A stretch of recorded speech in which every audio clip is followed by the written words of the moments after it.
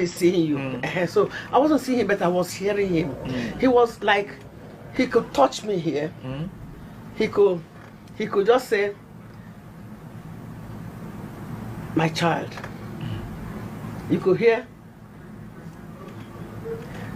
go and read this.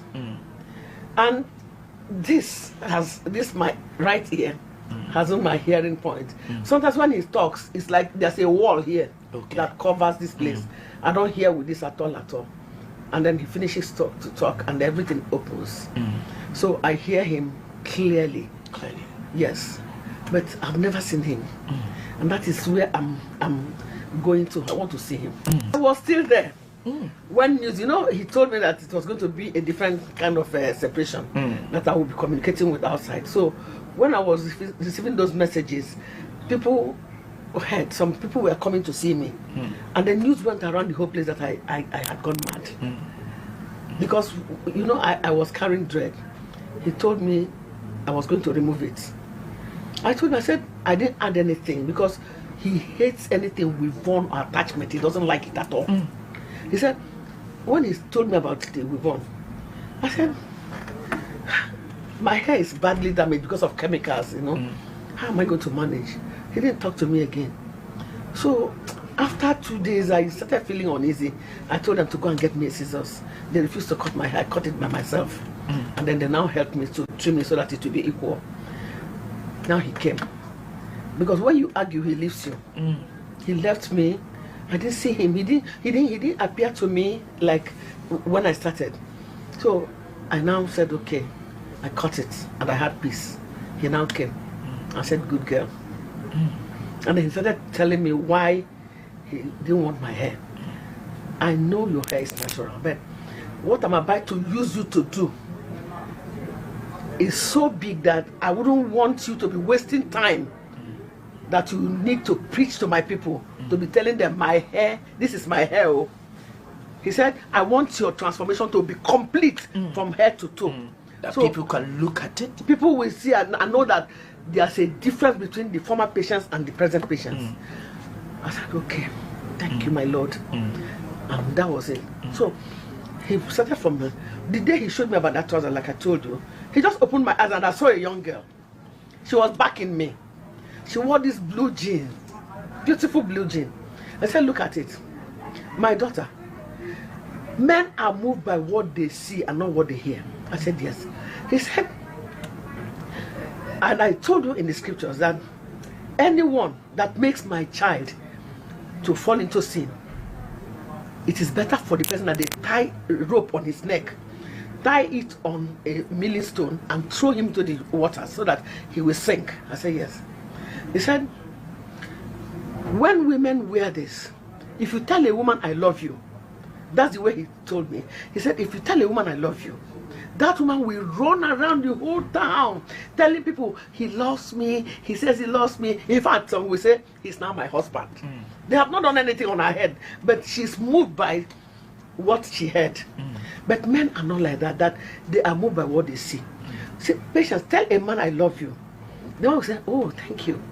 What he's looking out for is that love to come life. But it's not like that with women. Therefore, the way the church dresses now, that is making him angry.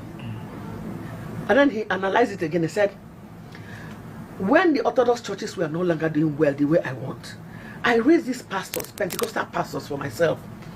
And then I empowered the pastors. They were preaching the true gospel. People started jumping out from the Orthodox churches and started going to Pentecostal churches. And then the devil went into the heart of the pastors. They started being greedy. They started looking for wealth. And then, we do offering, we do things in the church, and the money that was coming in now went into their head. They now left those people, started pursuing their pockets. I said, the worst is that they don't even care about me anymore. And when they have left the true gospel that I sent them, they said, let them come the way they are.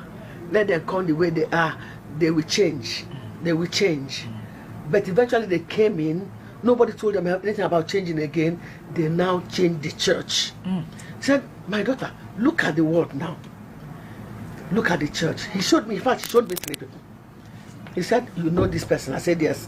What religion? I told him. He said, bring out a Christian from these 2. I didn't see anything different. He said, you see, the church has swallowed, the world has swallowed up my church.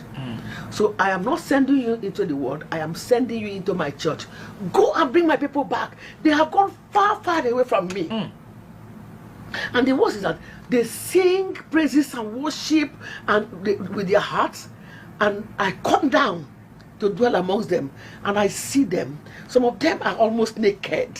Some of them are just, they make up in such a way that you don't even recognize the person anymore. I can't even recognize the person I created.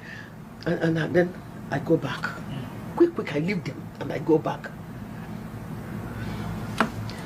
It was amazing. Fear entered my body. Where will I start? Who will I tell this? He said, if you believe I'm the one that is saying it, go and preach it. And I've been preaching it, and people are hearing, and they're accepting. I receive calls from overseas. I receive calls from within Nigeria.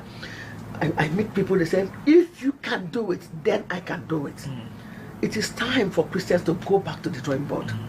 Let us be what God had it. You know, in those days, if you see a Christian, by their fruits you shall know them. And then some people complained. They said, no, what matters is my heart. And he told me to tell them to go and read Romans chapter 12 verses 1 and 2. They have no excuse that what happened to Sodom and Gomorrah will happen to them if they refuse to repent. And when I read it, it shook my body too. So please, the Lord said we should come back. The church should be separate from the world. Let us know who you are. By the way, if you have repented and you have not changed your word,